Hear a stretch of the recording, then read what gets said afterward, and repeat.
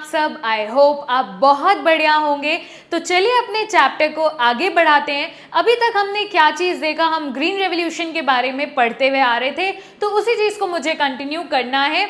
हमने फेजेस देख लिए थे, ग्रीन रेवोल्यूशन क्या होता है, HYV टेक्नोलॉजी क्या होता है। अब देखते हैं कि ग्रीन रेवोल्यूशन से हमें फायदे क्या क्या हुए थे, that are the gains of green revolution. So first is a spurt in crop productivity. Spurt मतलब क्या? Increase in crop productivity. तो ये एग्जाम्पल है और ये एग्जाम्पल वीट का है एक्चुअली, कि 1951 में प्रोडक्टिविटी कितनी थी? 660 kg पर हेक्टेयर, लेकिन 2019-20 में कितनी थी? 3421 kg पर हेक्टेयर। तो क्लियरली शो करता है कि भाई 5 to 6 टाइम्स लीप था, मतलब प्रोडक्टिविटी तो बढ़ी थी। दूसरा, substantial rise in the area under cultivation. जो भी कल्टिवेशन का एरिया था वो काफी ज्यादा बढ़ गया था। कैसे? पहली चीज, HYV जो टेक्नोलॉजी थी उसमें जब हम बीज बोते थे और पौधा उगकर आता था, उन दोनों के जो बीज का टाइम लैग था ना, वो कम हो गया था। सपोज पहले 3 महीने लगते थे तो अब 2 ही महीने लगते थे, तो मैं साल में 5 बार चीजें उगा पा रही थी, राइट? तो मेरी प्रोडक्टिविटी तो वैसे इंक्रीज हो जाएगी, कल्टिवेट मैं ज्यादा कर पाऊंगी। एंड दूसरा, chemical fertilisers have reduce the need for फैलोइंग।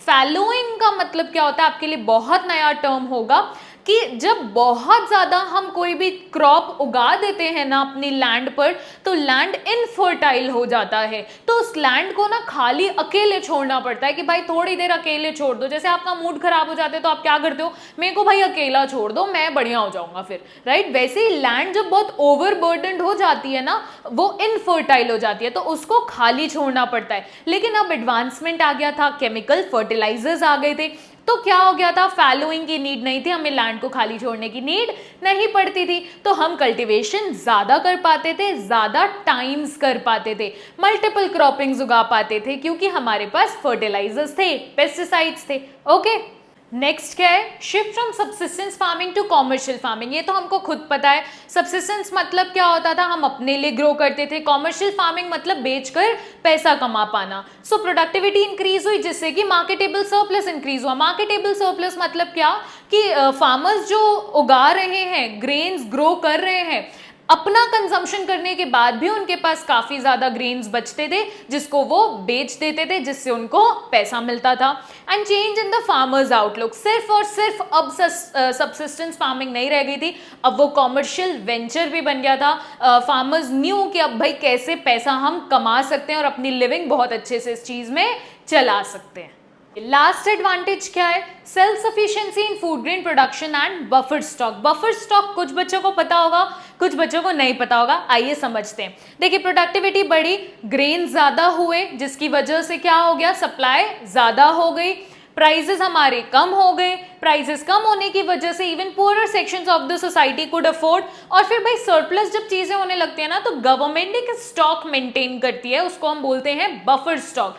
अब पॉइंट आता है कि ये बफर स्टॉक काम कहाँ आता है? 2 जगह काम आता है। जब भी फेमाइन्स आते हैं या कोई फ्लड्स आते हैं, तो पुअर सेक्शंस को जब हम खाना पहुंचाते हैं, तो वो स्टॉक वहां काम आता है। और दूसरा, पब्लिक डिस्ट्रीब्यूशन सिस्टम में काम आता है। पब्लिक डिस्ट्रीब्यूशन सिस्टम आते राशन शॉप्स, जो राशन शॉप्स पे ग्रेन मिलता है वो बफर स्टॉक के थ्रू ही जाता है, राइट? तो आपको क्लियर है गेन्स ऑफ ग्रीन रेवोल्यूशन। देखिए, गेन्स तो बहुत कॉमन सी चीज है कि भाई ग्रीन रेवोल्यूशन के आप बचपन से सुनते आ रहे हैं। असली मजा तो लिमिटेशंस पढ़ने में है। आइए देखते हैं। चलिए, हेडर पढ़ के आपको क्या समझ आ रहा है कि क्या मैं गेन्स की बात कर रही हूँ कि लिमिटेशंस की बात कर रही हूँ? जनरली यही क्वेश्चन आता है, gains of green revolution significant but not sufficient. बच्चे फर्स्ट हाफ बस पढ़कर गेन्स लिखाते हैं बढ़िया से, लेकिन सेकेंड हाफ क्या बोल रहे हैं? अच्छा था लेकिन सफिशिएंट नहीं था। तो सफिशिएंट नहीं था तो भाई क्या कमी रह गई वो बताइए? तो लिमिटेशंस लिखने होते हैं हमको। सबसे पहला था लिमिटेड क्रॉप्स। देखिए, मेनली कन्फाइंड वो व्हीट और राइस के लिए था। ज्वार, बाजरा, बाकी जो पल्सेस, कॉटन, जूट, इनके सीड्स थे, बट इतने ज्यादा इफेक्टिव नहीं थे और एक्सपेंसिव भी बहुत थे, तो सब लोग अफोर्ड नहीं कर पा रहे थे।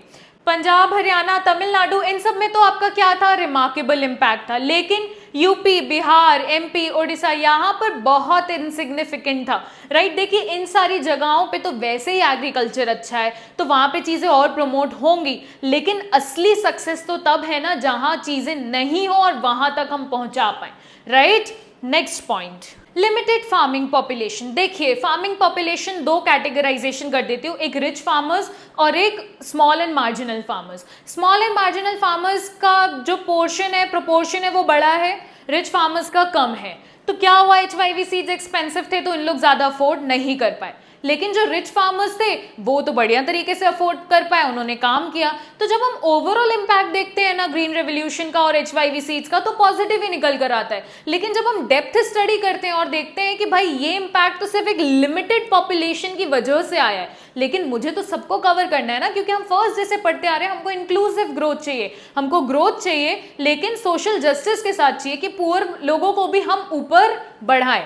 So that's why economic divide हो गया, पुअर और रिच के बीच का जो गैप था वो वाइडन अप होने लग गया। सो बेसिकली ओवरऑल अगर पे मैं बात करूं तो green revolution fail to achieve equity, कि भाई हम इक्विटी नहीं अचीव कर पाए, हम लोगों में चाहते थे इक्वल पैसा डिवाइड हो, हम ऐसा नहीं कर पाए।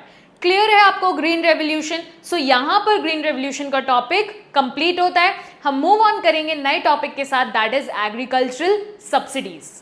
चलिए बड़ा ही इंटरेस्टिंग टॉपिक है एग्रीकल्चरल सब्सिडी, वर्च्यू और वाइस। वर्च्यू और वाइस मतलब क्या? वर्च्यू मतलब अच्छा था, वाइस मतलब बेकार था। क्यों, क्या था? सब्सिडी मतलब आपको पता है, सब्सिडी मतलब गवर्नमेंट जो असिस्टेंस देती है, मॉनेटरी असिस्टेंस देती है, मतलब कोई भी प्रोडक्ट को सस्ता कर देती है। Best example is cylinder. Suppose cylinder 900 रुपए का है, गवर्नमेंट हमको 100 रुपीज की सब्सिडी दे रही है, तो हमको सिलेंडर कितने का पड़ेगा? 800 का, 800 का सिलेंडर पड़ेगा। क्लियर है? सबसे पहले देख लेते हैं भाई दिक्कतें क्यों है एग्रीकल्चरल सब्सिडी में।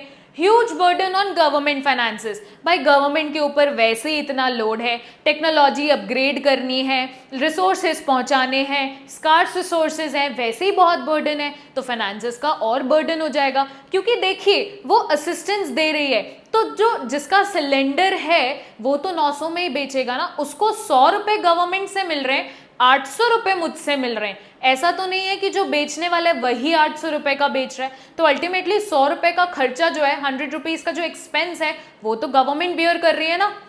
Next is miss appropriated benefits. देखिए हमेशा ना इकोनॉमी में जहाँ पे करप्शन होता है, वहां पे प्रॉस्परस जो रिच लोग होते हैं ना, वही बेनिफिट्स ले जाते हैं। पॉलिसीज बनती तो अच्छे पर्पस के लिए, अच्छे इंटेंशन के साथ है कि भाई पुअर पीपल को हेल्प मिलेगी, लेकिन जनरली उसका मिस एप्रोप्रिएट यूज ही होता है। And third is wasteful consumption.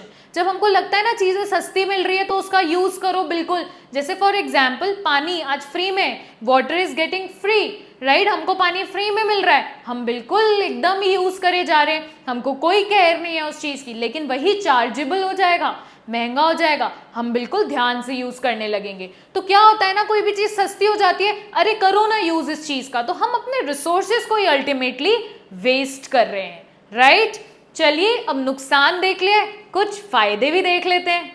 फायदे तो हैं, देखिए पुअर पीपल जिनके पास मीन्स नहीं है अफोर्ड करने के लिए, उनको अगर चीजें सस्ती मिल जाती हैं तो वो नई टेक्नोलॉजी को इजीली अडॉप्ट कर पाएंगे, right. So needed by the poor who do not have sufficient means to purchase the required inputs. आज सिलेंडर वो लोग अफोर्ड नहीं कर पाएंगे, और जब हमको चीजों को कन्वर्ट करना होता है ना, जैसे फॉर एग्जाम्पल मैं चाहती हूँ कि मेरी इकोनॉमी में लोग लकड़ी पे खाना ना बनाए, सिलेंडर पे स्विच हो जाए, तो उनको भाई कुछ तो लालच देना पड़ेगा, आपको उनको सस्ता देना पड़ेगा, क्योंकि वो अफोर्ड नहीं कर सकते उस चीजों को। तो उनको अफोर्ड कराने के लिए, उस चीज की आदत दिलवाने के लिए, उनको वो फ्लेवर टेस्ट कराने के लिए आपको सब्सिडी देना पड़ेगा, ताकि वो चीज वो अफोर्ड कर पाए।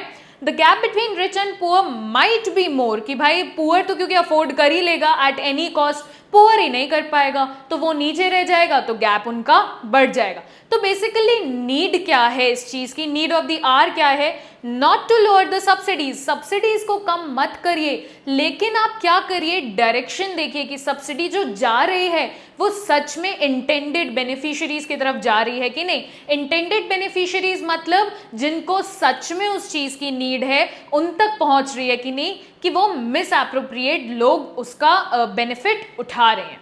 क्लियर है आपको? तो यहां पर हमारा एग्रीकल्चरल सेगमेंट जो है ना वो पूरा कंप्लीट होता है, बचता है इंडस्ट्री और ट्रेड, वो कवर करेंगे हम नेक्स्ट वीडियो में। सो पढ़ते रहिए, मिलेंगे जल्दी नेक्स्ट वीडियो के साथ। Till then, subscribe to my YouTube channel. Also don't forget to press the bell icon so that you can get notified. मिलेंगे जल्दी नेक्स्ट वीडियो के साथ। Tata, bye bye.